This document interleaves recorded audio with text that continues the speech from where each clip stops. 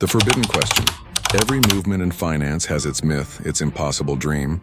For gold bugs, it's $20,000 an ounce. For Bitcoin believers, it's 1 million per coin. And for the XRP army, it's the ultimate forbidden question. What if XRP went to $10,000? It's the kind of question that stops conversations in their tracks. Some roll their eyes, dismissing it as delusion. Others laugh and call it hopium. But beneath the noise, beneath the memes and the hype, lies a very real possibility worth exploring. Not because it's guaranteed, not because it's easy, but because the conditions that would be required to make it happen tell us something profound about where money itself is going. This is not a story about overnight wealth. It's not a lottery ticket or a moonshot dream. This is about asking what it would take for a single digital asset, XRP, to rise from under $1 to 5 figures. What kind of world would need to exist? What kind of financial system would have to be built? And what role would XRP play at the very heart of it? To understand this, we need to step outside the normal frame of thinking. Most people measure crypto in market caps as if it were no different than a stock. But XRP is not a stock. It's not a commodity in the traditional sense. It is at its core a bridge, a tool designed to move liquidity across borders, across assets, and across time itself. And once you begin to view it that way, the door opens to possibilities far bigger than most dare to imagine. We're talking about a future where trillions in tokenized assets, real estate, stocks, commodities, CBDCs, flow through the XRP ledger.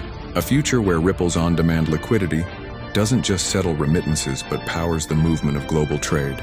A future where banks, governments, and institutions use XRP, not because they want to speculate, but because they have to. Because it's the fastest, cheapest, and most neutral way to connect the financial world. In such a world, price becomes less about speculation and more about function. The question shifts from, how much is XRP worth, to, how much does XRP need to be worth in order to handle the liquidity demands of the global economy?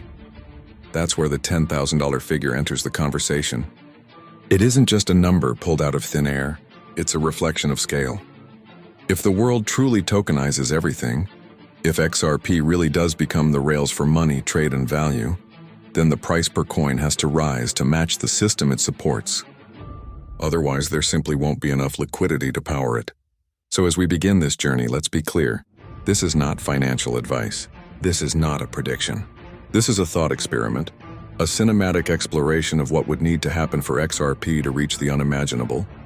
Along the way, we'll uncover the math, the history, the risks, and the potential that make this question more than just fantasy. This is XRP to $10,000, the ultimate what-if scenario. And it all begins here. Part 1, the impossible dream. Every great story begins with doubt, and when it comes to XRP, few ideas generate more skepticism than the thought of it ever reaching $10,000 per coin. To many, the number itself feels absurd. After all, XRP trades under $1 today. Even hitting $10 would feel like a miracle to most investors. So how could anyone in their right mind suggest a price 4 figures higher? The doubt comes from how most people view crypto. They look at charts, market caps, and compare it to Bitcoin or Ethereum. They see XRP's supply, 100 billion tokens, and do some quick math. If XRP hit $10,000, they say, that would mean a market cap in the hundreds of trillions. That's impossible. End of story. Or so it seems. But here's where the mistake lies. XRP is not Bitcoin. XRP is not Ethereum. It's not a network built to store value like gold or to run decentralized applications like a supercomputer. XRP was designed with one purpose: to move money. It's not the investment that matters. It's the function. Let's pause here. Imagine for a moment that the US dollar, the euro, the yen, and every other fiat currency were all tokenized, issued as central bank digital currencies. Imagine real estate deeds, stock certificates, bonds, and commodities, all digitized, all flowing across blockchain rails. How would these trillions in value move across borders, across chains, across ledgers? That's where XRP enters. It's not about owning the global economy.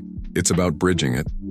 And when you bridge trillions in daily value, the asset doing the bridging must itself carry enough value to handle the flow. That's liquidity theory, not speculation. This is why $10,000 XRP is not about hype, but about scale. If XRP were ever to support global settlement, if it were used as the neutral asset underpinning tokenized money, then each coin would need to rise in value simply to absorb the volume. The higher the price, the less XRP required per transaction. The lower the price, the more strain it places on the system. And this is where the dream collides with doubt. Because for this scenario to unfold, a few conditions must be met. First, tokenization has to go mainstream. We're talking not just about a handful of pilot projects, but an industrial revolution in finance. Second, regulators must clear the path, providing clarity that allows banks, governments, and enterprises to fully deploy XRP. And third, adoption must go global, not a niche corner, not just remittances, but the very infrastructure of the financial world. To the skeptic, this list feels impossible.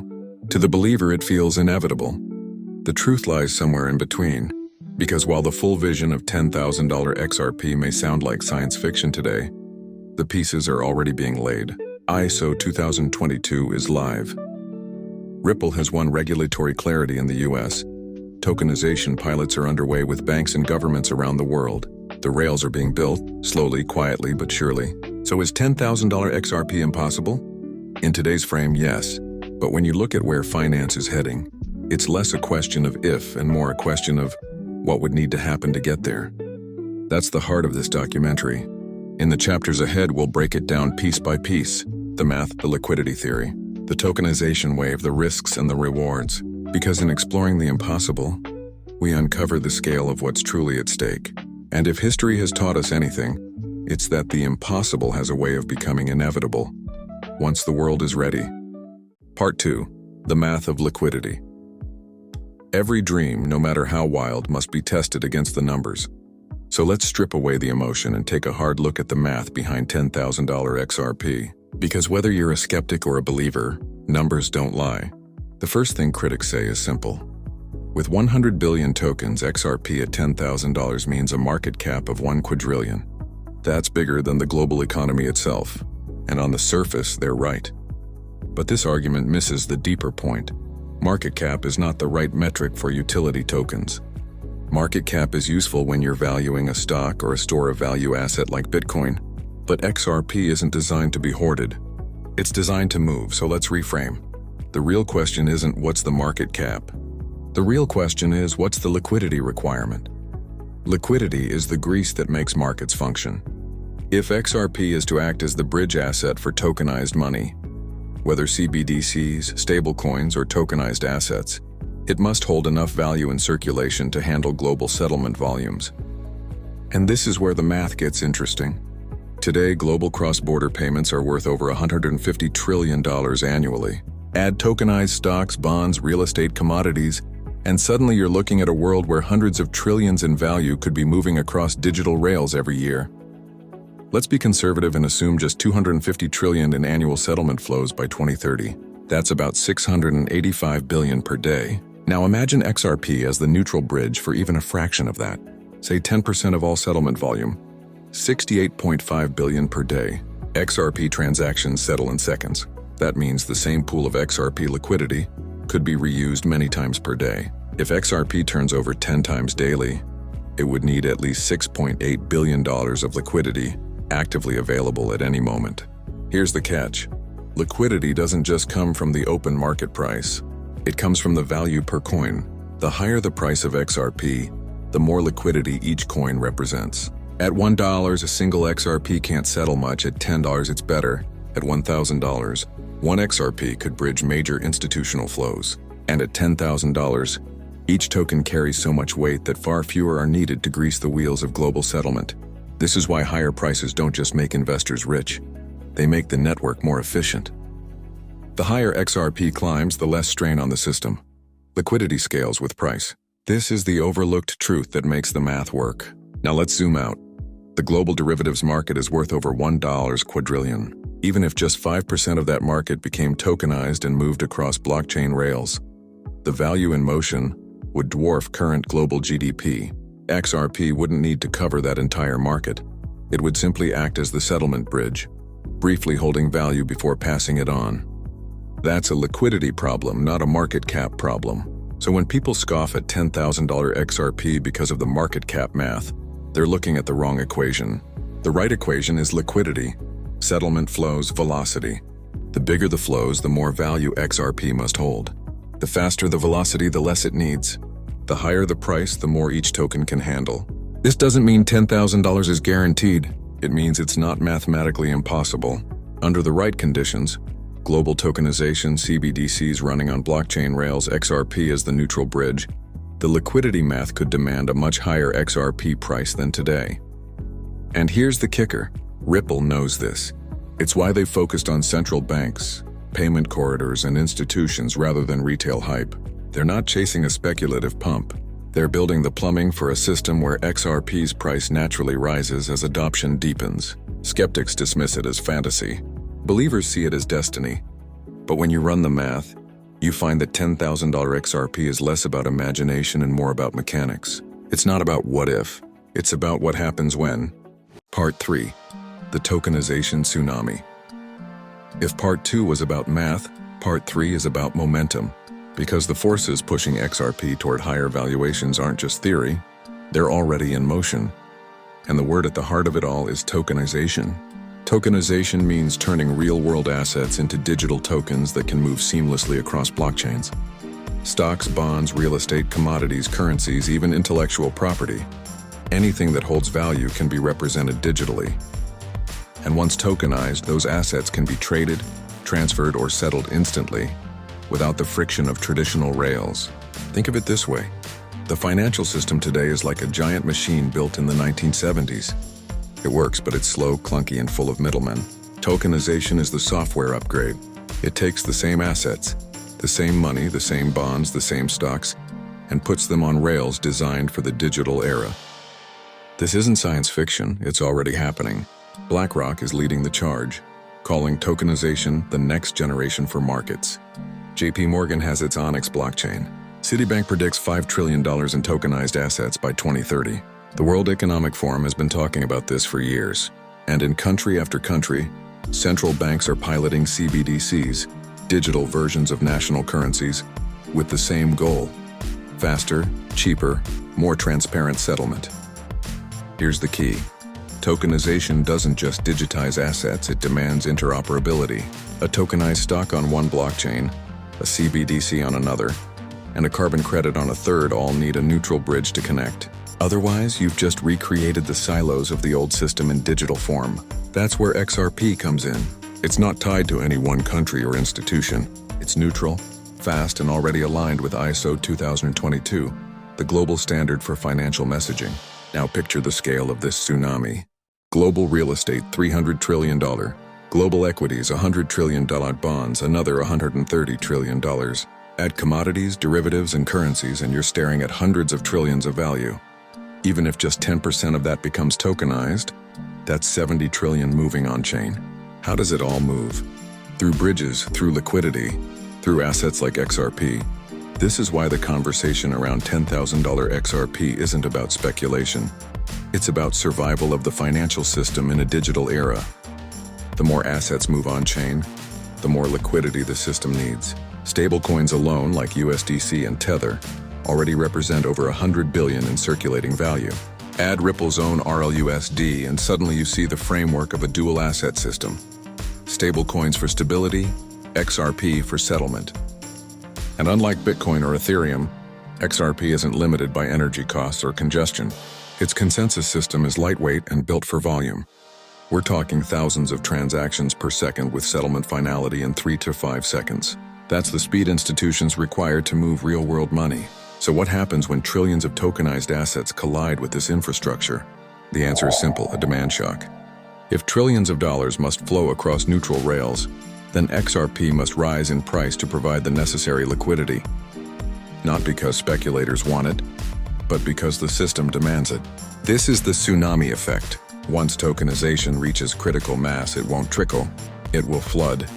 And when the flood comes, it won't give investors time to slowly ladder in. It will reprice XRP in leaps, not steps. Because once institutions flip the switch, the demand for liquidity will skyrocket overnight. In the next part, we'll talk about how the world's regulators, often seen as the biggest barrier, may actually be laying the foundation for this shift. Because without their green light, the tsunami never reaches shore. But with it, XRP may finally be unleashed. Part 4, Regulation and the Green Light. Every revolution faces gatekeepers. And for crypto, those gatekeepers wear suits, sit in marble halls, and carry the weight of governments on their shoulders. Regulation has always been the biggest wall between XRP and its ultimate destiny. But what if that wall isn't a blockade? What if it's a doorway? Let's rewind. In the early days of crypto, regulation was almost non-existent. Bitcoin thrived in the shadows, Ethereum expanded in gray zones, and thousands of tokens flooded the market unchecked. But as adoption grew, so did the scrutiny. Hacks, scams, fraud, and the headlines piled up. Governments had to respond. And respond they did, often with a heavy hand. For XRP, this came to a head with the SEC lawsuit. In 2020, Ripple was accused of selling XRP as an unregistered security. For years, the case dragged on, casting a cloud of doubt over the asset's future. Banks wouldn't touch it. Institutions stood back.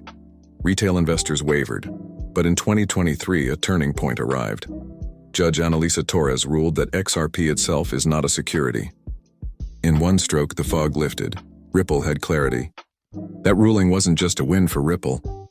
It was a signal to the entire financial world.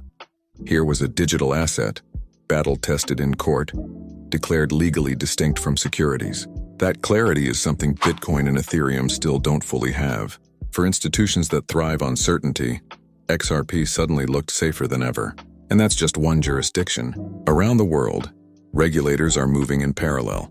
The European Union passed MiCA, the Markets in Crypto Assets Framework, offering a clear rulebook for digital assets. The UK is moving towards similar laws. Singapore, Japan, and Switzerland have already embraced regulated crypto frameworks. Even in the US, pressure is mounting on lawmakers to provide comprehensive clarity. Now, why does this matter for $10,000 XRP? Because institutions cannot and will not plug into a system without legal certainty. Banks won't build on quicksand. Pension funds won't allocate capital without rules. Governments won't launch CBDCs unless they know how the bridge assets are treated under law. Regulation is the green light. And the moment that light turns on, trillions in capital can flow. Here's the paradox. Many retail investors fear regulation, thinking it will strangle crypto innovation. But in truth, regulation is what unlocks the floodgates. Think about derivatives. Before regulation standardized them, derivatives markets were opaque and risky. Once rules were set, derivatives exploded into a quadrillion-dollar market. Regulation didn't kill it. Regulation made it safe enough to grow. The same could happen with XRP. With global clarity, Ripple can partner with central banks openly. Institutions can hold XRP on their balance sheets without fear of compliance risk. Tokenization pilots can graduate into full-scale deployments. In that environment, the liquidity math from Part 2 and the tokenization wave from Part 3 collide with regulatory green lights. The result? A perfect storm for revaluation. And there's another angle. Regulators may not just allow XRP, they may need it. In a world where every nation is launching its own CBDC, a neutral settlement layer is essential. Without it, cross-border payments collapse into a new Tower of Babel. Regulators may find that XRP isn't a threat to the system. It's the glue that holds it together. So when people laugh at $10,000 XRP, they forget one thing. Regulation doesn't just block. Regulation legitimizes. And legitimacy is the missing key to institutional adoption. Once that key turns, the door opens. And behind that door lies the largest transfer of value in history. In the final part, we'll explore that possibility. What happens if the stars align? Tokenization, liquidity, regulation, and adoption all converging. Could XRP truly become the backbone of global finance? Part 5, the inevitable future. We've walked through the dream, the math, the tsunami of tokenization, and the looming wall of regulation. Now comes the question that matters most. Is $10,000 XRP destiny or delusion? Let's strip it to the essentials. The financial world is changing whether we like it or not. Money is going digital. Assets are going digital. The rails of finance are being rebuilt in real time. The question is not if, it's who will run them. In this race, XRP holds a unique position. It's fast, it's neutral, it's proven. It has regulatory clarity in key jurisdictions. It's aligned with ISO 2022, the standard that global banks are already migrating to. And most importantly, it's one of the few digital assets designed from day one to move value across borders. That makes it more than a crypto. It makes it infrastructure. But here's the catch. Even infrastructure must be chosen. $10,000 XRP doesn't happen by accident. It happens if banks, governments, and institutions decide that XRP is the bridge they need. It happens if Ripple continues building corridors, expanding partnerships, and integrating with tokenized ecosystems. It happens if regulators, instead of resisting, choose to embrace XRP as the connective tissue of the new financial system. If those stars align, XRP doesn't just rise, it reprices overnight. Because liquidity demands value, and trillions in tokenized assets will need trillions in settlement capacity. That's not a gradual climb, that's a step function. A sudden recognition of what XRP must be worth to serve its role. But what if the stars don't align? Then XRP may remain valuable but not world-changing. It could thrive in remittances, niche corridors, and cross-border niches. It could rise to $10, $50, maybe $100. Still life-changing returns, but far short of the $10,000 dream. And this is the razor's edge that investors must walk. On one side, destiny; on the other, limitation. The deciding factor is adoption. Adoption by institutions, adoption by regulators, adoption by the system itself. Critics say this is fantasy. They point to politics, to inertia, to the sheer scale of the global economy. They say no single asset can ever serve as a global bridge. But history disagrees. Gold once backed the world. The US dollar became the reserve standard. Systems do consolidate when the incentives align, and the incentives here are clear: speed, cost, efficiency, interoperability. XRP solves problems that no other asset solves as effectively. That makes it not just a candidate, but a contender. So is $10,000 XRP inevitable? No, but is it impossible? Absolutely not. And that's the heart of the story.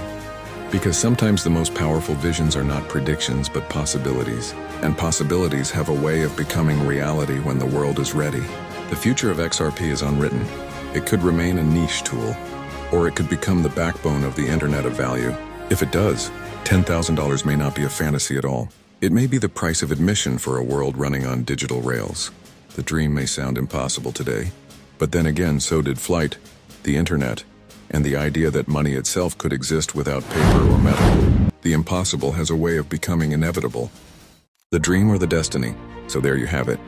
The journey through the impossible dream of $10,000 XRP. We've explored the math, the tsunami of tokenization, the role of regulation, and the razor's edge of adoption.